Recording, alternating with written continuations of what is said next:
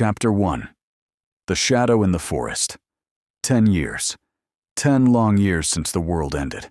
Not with fire, not with war, not with disease. It began with a forest. A forest that should never have existed. A forest that whispered names. My name is Artem, and every single day I wake up wondering why I'm still alive. The rain tapped softly against the rooftop greenhouse above our settlement. People called our home Last Hope, a collection of connected apartment buildings hanging above a dead city. Wooden bridges linked the rooftops together. Gardens covered the concrete. Water tanks collected rain, and everyone pretended things were getting better. They weren't. I stood near the edge of the roof and watched the gray streets below. The city looked frozen in time. Cars remained where people abandoned them. Broken windows stared back like empty eyes. The streets belonged to something else now. Something waiting. Something patient. A smell drifted through the morning air. Fresh bread. For a moment I closed my eyes. I remembered being a child. Warm bread in my hands. Milk on the kitchen table. My grandfather laughing. The memory hurt more than any wound, because memories reminded us what we had lost. A meeting was already underway inside the old boxing club that served as our council hall. Around the table sat the people responsible for keeping us alive. Seaman led them. Tall, broad shoulders, calm voice. The kind of man people followed because panic seemed impossible around him. "We need to decide," he said. "The buildings are getting damp. If we don't start opening windows soon, mold will spread everywhere." Several people exchanged worried looks. "What if the air isn't safe?" someone asked.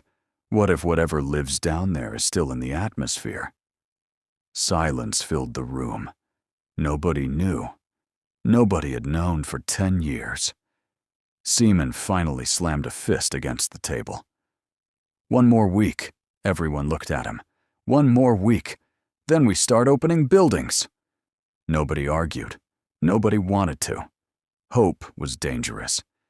But hopelessness killed faster. After the meeting, I couldn't focus. Something felt wrong. The same feeling I'd had for weeks. Like the world was holding its breath. I needed answers. Or at least a distraction. That was why I went looking for Stas.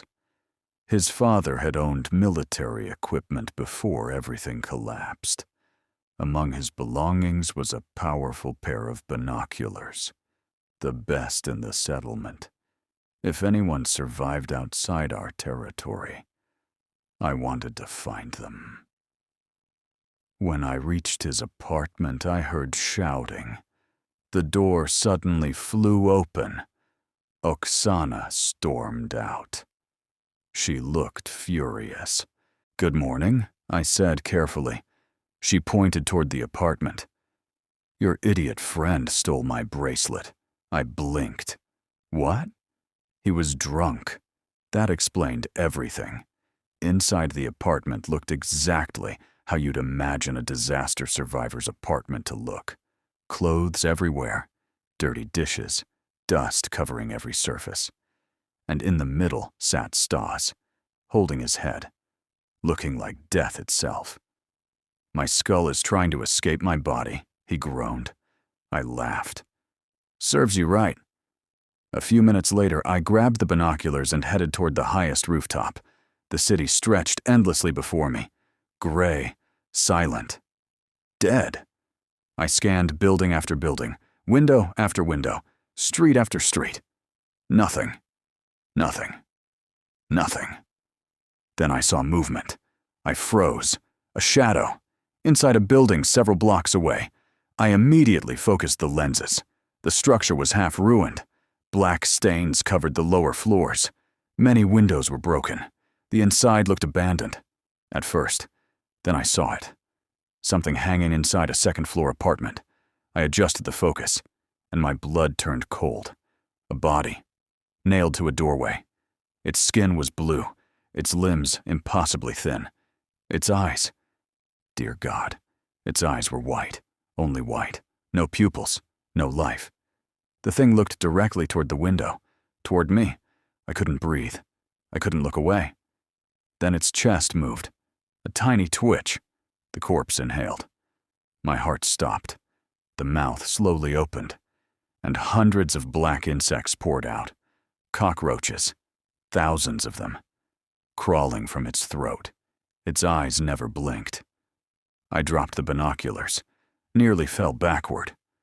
For several seconds, I simply stared at the sky, trying not to vomit, trying not to think, trying not to imagine what I had just seen.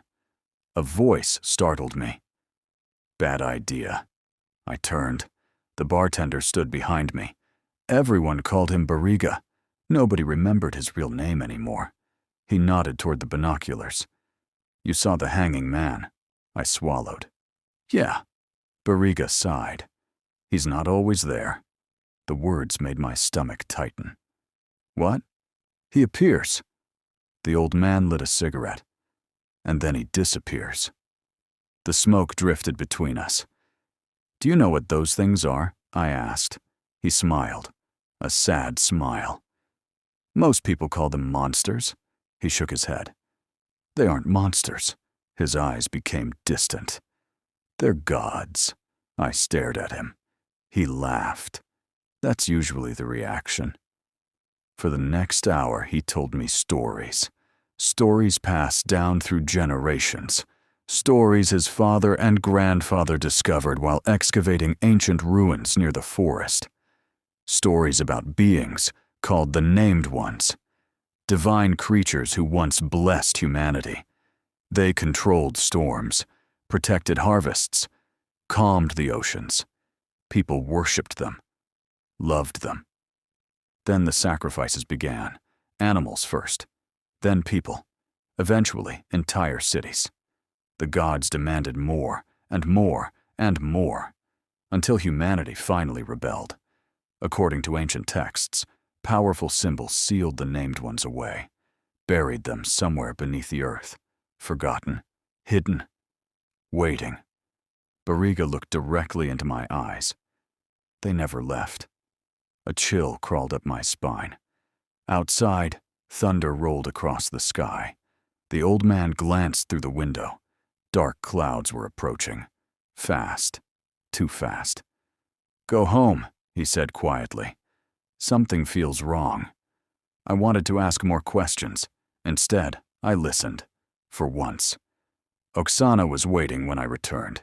She had potatoes, a tiny bottle of sunflower oil, and enough enthusiasm to brighten even the darkest day. For a little while, everything felt normal. We cooked. We laughed. We talked. The storm arrived shortly after sunset. Rain hammered the windows. Lightning split the sky. Thunder shook the building. Neither of us slept well. Sometime after midnight, bang, bang, bang. Someone pounded on the apartment door. Artem! I jumped from bed. It was Stas. His face was pale. We need help. What happened? Lightning hit the greenhouse. My stomach dropped. The storm had only begun, and deep down, I already knew. This was the start of something much worse. And end of chapter 1.